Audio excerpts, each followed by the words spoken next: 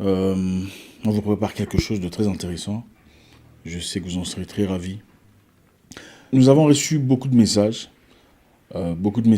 particulièrement un message venant d'une dame qui m'a touché.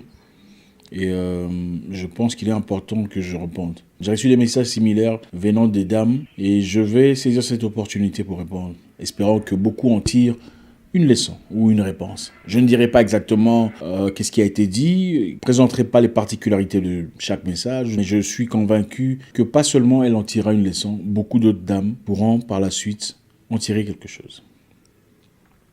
Le message que je souhaiterais que vous gardiez aujourd'hui est celui-ci. Ne vous faites pas sa femme. Laissez-le faire de vous sa femme. Je vais recommencer. Si vous êtes africaine, ne vous faites pas sa femme. Si vous êtes européenne ou américaine, c'est différent. Si votre culture ne nécessite pas certaines histoires préalables avant de vivre ensemble, ce message n'est pas pour vous. Si vous êtes de ceux pour qui il faut une présentation, une dot ensuite, ne vous faites pas sa femme. J'explique. Beaucoup de femmes, malheureusement, vont chez un homme. Sans garantie, cuisinent, nettoient, passent des nuits blanches, des nuits de feu et d'intimité pendant des semaines, 2 mois. Assument la responsabilité de faire des achats, des changements, des améliorations, des innovations, espérant pouvoir gagner son cœur. Pour une finalité d'un mariage. Il faut dire les choses telles qu'elles sont. Malheureusement, vous savez ce qui se passe après. Très souvent, ça ne marche pas. Je comprends tout à fait. Je l'ai entendu plus jeune, des femmes dire il faut le soigner, il faut l'entretenir. Et je comprends et j'apprécie et je respecte cette mentalité de vouloir être bien. Ça prouve combien vous êtes quelqu'un de gentil, de sympathique, de bienveillante. Mais le monde dans lequel on vit n'est pas ce que vous croyez. Ne vous donnez pas à crédit, espérant pouvoir avoir un bonheur hypothétique d'un monsieur à qui vous avez tout donné. Quand quelqu'un veut de vous, quand un homme bien dans ses bottes veut de vous, il fait ce qu'il y a à faire.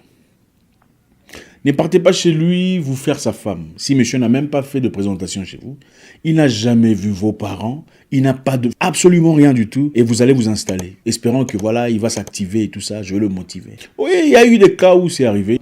Il y a peut-être eu des cas où ça a marché, où une fille a impulsé, elle a poussé, ça a marché. Mais c'est quoi le pourcentage des cas qui fonctionnent? Pas beaucoup.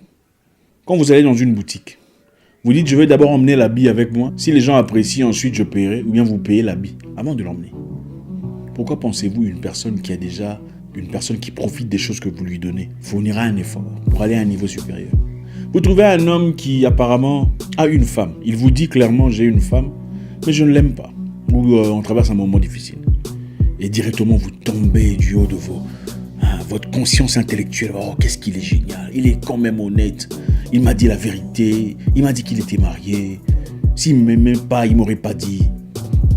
C'est une manipulation. Je vais vous expliquer.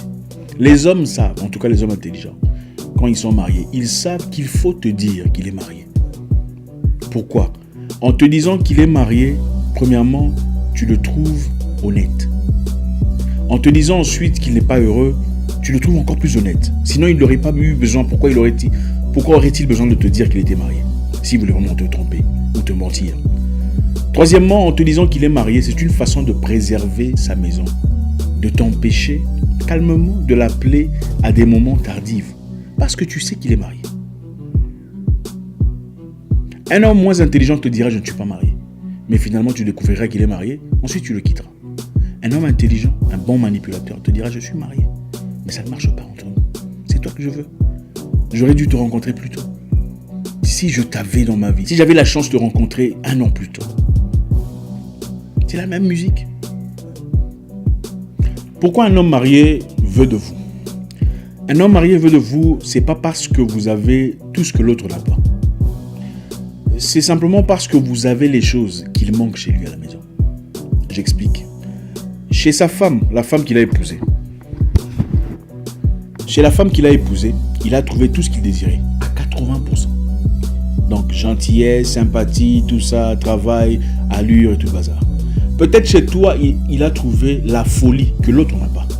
Ou peut-être certaines particularités que l'autre n'a pas. 20% que l'autre n'a pas. Donc, vous complémentez les 20% que l'autre n'a pas. Vous n'êtes pas les 80%. Vous êtes les 20%. Vous êtes en effet en train de sacrifier votre vie en lui offrant les 20% qu'il cherche. Si vous lui offrez déjà les 20% qu'il cherche, pourquoi pensez-vous qu'il quitterait les 80% pour suivre 20%? Il ne le fera pas. Parce qu'il a 80% à la maison et toi tu es 20%. Sa vie est parfaite. Quand un homme marié veut de vous, dites-lui si vraiment tu souffres, si ça ne marche pas.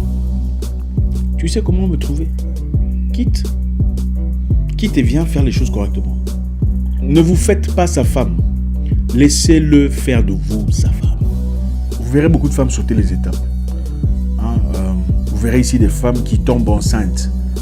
Je ne parle pas de femmes qui sont tombées enceintes par erreur ou par hasard, mais je parle de femmes qui ont délibérément planifié de tomber enceintes. Espérons pouvoir garder un nom. Qui vous a dit que ça gardait un nom? Et s'il ne le fait pas, on l'appelle irresponsable. On vous a dit que ça gardait un nom.